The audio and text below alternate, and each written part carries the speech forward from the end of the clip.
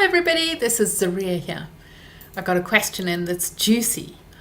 How do I manage the physical pain of hyperarousal or being triggered? Sometimes the emotional regulation techniques I use don't work. I kind of fall in a hole, I can't find my way out. When it's milder, it's easy to manage. But once it goes past a certain point, I lack motivation and the normal go-tos don't work. So, I'm coming to you a little bit earlier tonight. I've been on a brain spotting training all weekend and I was like the demo person. So I got hit and I was just like, this question is so perfect to answer because it's kind of what I went through today. So where the pain was just so excruciating. So I'm going to share a bit of my experience of the things that I use for myself when triggering is so huge that it's overwhelming and hard to do. And then it just feels like you're falling in an unsafe hole and you can't do anything.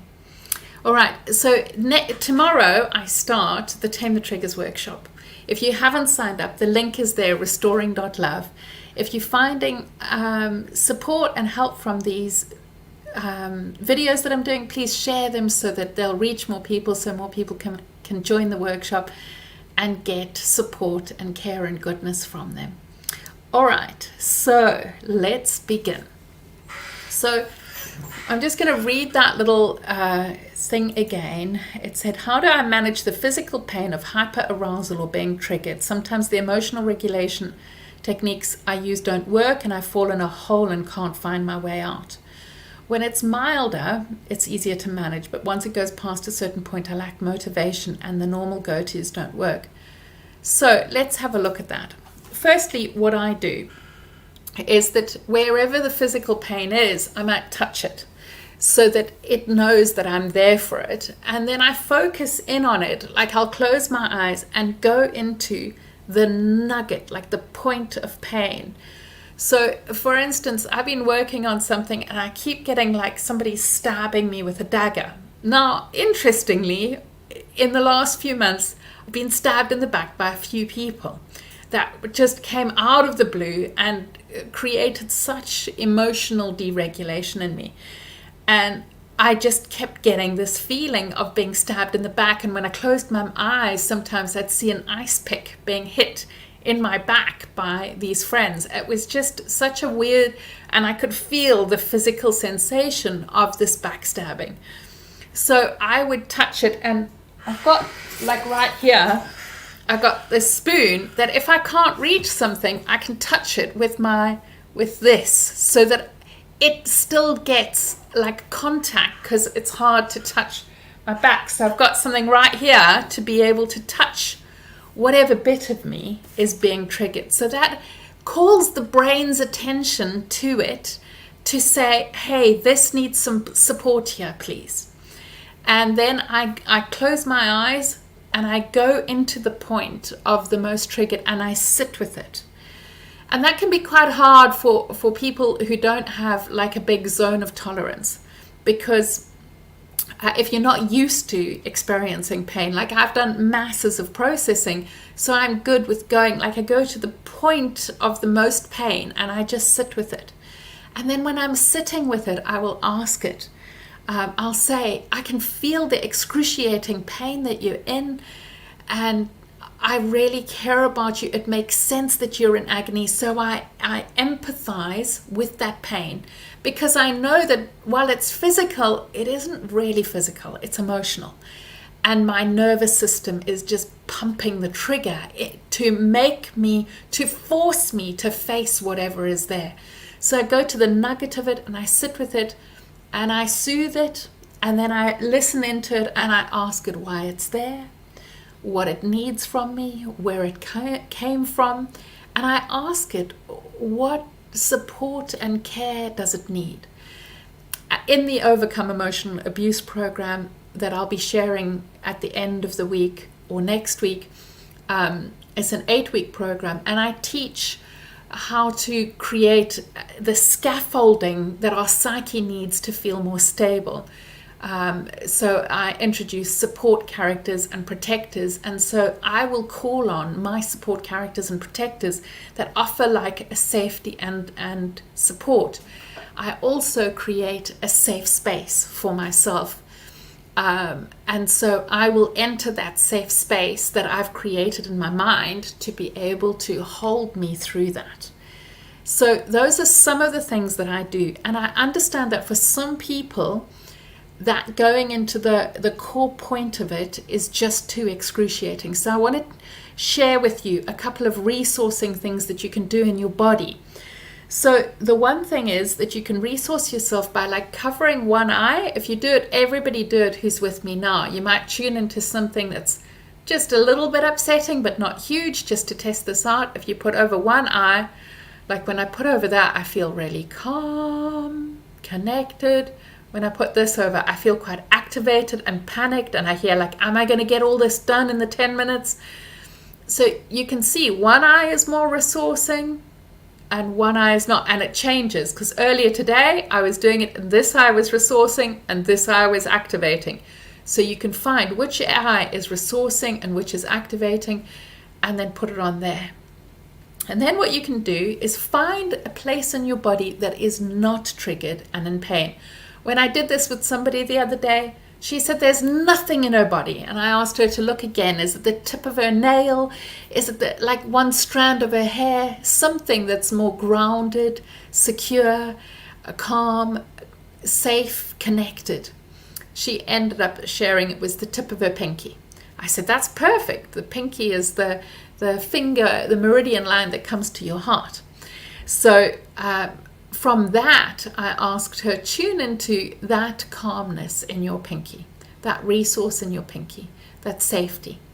And then look around the room and see which point in the whole room are you looking at that makes you feel calm. And once you've found that, breathe that calmness into you.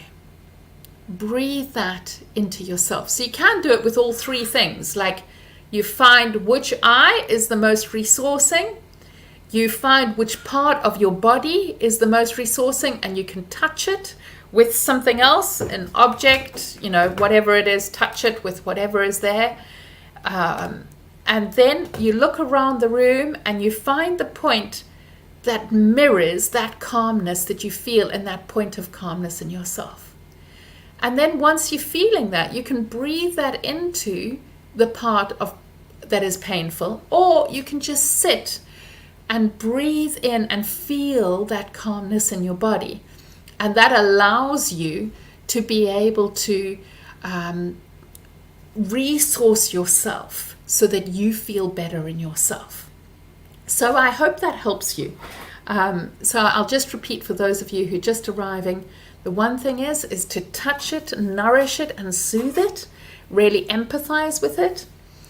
For me, I like to live a little bit dangerously, so I just enter the like most excruciating point of it. That is just like where my body wants to writhe, and I just allow my body to move and shake out whatever the pain that is there.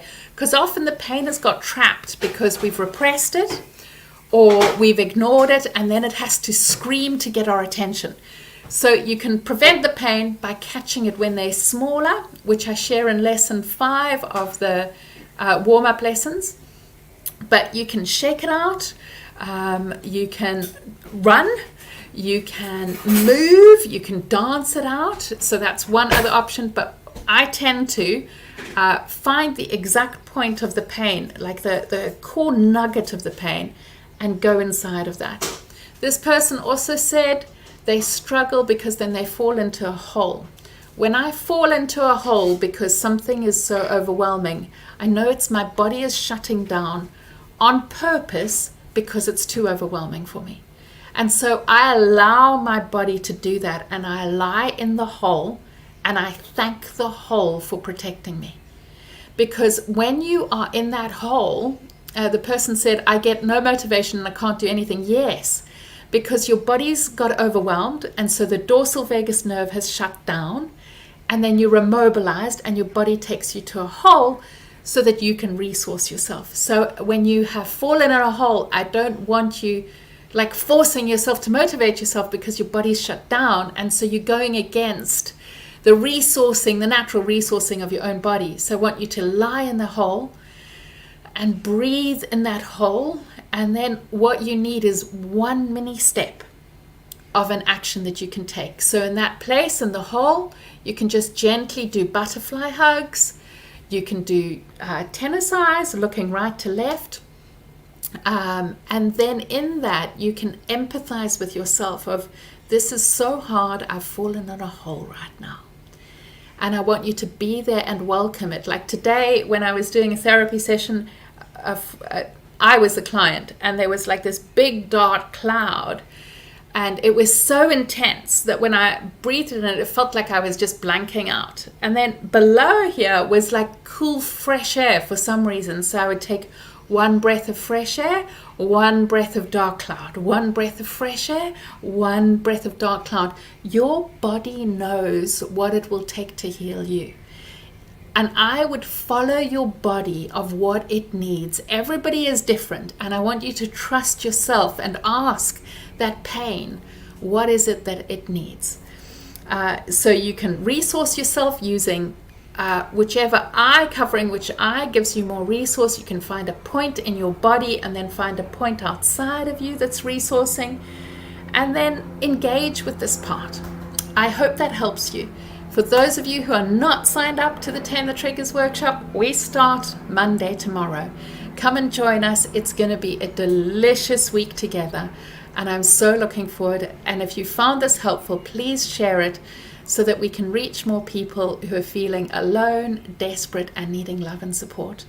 I'm so looking forward to getting started tomorrow.